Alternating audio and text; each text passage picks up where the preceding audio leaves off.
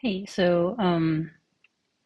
Angela had a video recently called How I Eliminated Doubt, and now I'm making a video called Doubt's Fine, actually.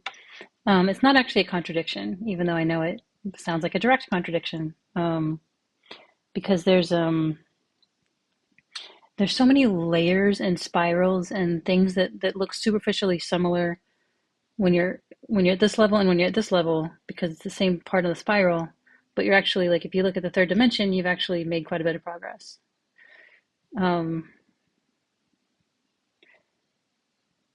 And it's just hard for our minds to think in that way. We want to think so linearly, like, like very simple, one-dimensional, uh, yeah, line. But that's not how things work. So, apparently, in my experience. So, so before awakening, there's a doubt that,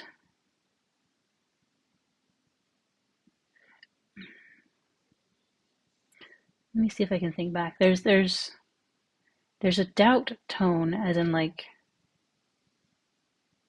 I don't know about that. I don't know about this. I got to be careful. I'm going to be fooled. Maybe my experience isn't really what I think it is. Maybe what he's saying is. Now, doubt in the relative sense is healthy. You don't want to just believe everything you hear. Uh, when it comes to the awakening process,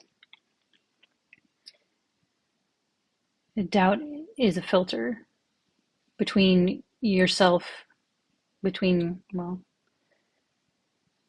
it's a filter veiling direct experience. And it's a filter that we tend to identify with. We think the doubt is us. We think that lack of certainty. We think we are uncertain people, as opposed to an unknowable entity experiencing doubt, right? And in that case, it's useful to get into thoughtless spaces so that your experience can shine through more, direct experience, right? Um, and that can lead to insight. That can lead to awakening. But long past awakening, you can still experience doubt.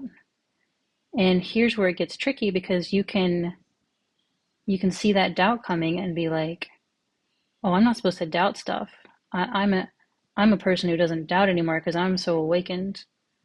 And so then you push that doubt away, and it's like, "I'm not supposed to doubt. Why am I doubting? I'm not supposed to doubt." And so you're doubting yourself about doubting, right? Um, Again, my experience. Um, so yeah, when Angela made that video, it made me realize that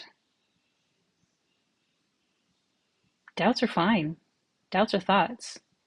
As long as you don't identify with the doubt, as long as you don't push and pull on the doubt, saying I shouldn't doubt, um, as long as you don't identify with someone who's so spiritual they don't doubt anymore, then doubt, it's like anything else, a doubt or wanting a cheeseburger or being mad about your sports team losing or like whatever, it comes through and it goes through cleanly and it's part of experience and it's not a problem.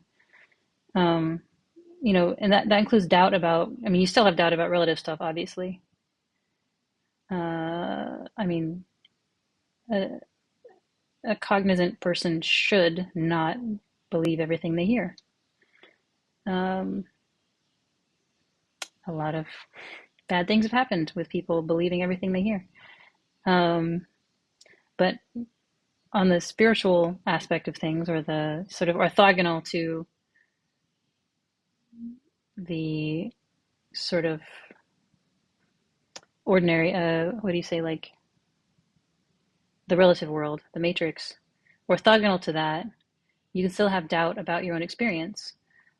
But again, as long as you say, hello, little doubt, and then guess what? You're still experiencing what you're experiencing, whatever the thought says. Don't push on it, don't pull on it. It can go straight through.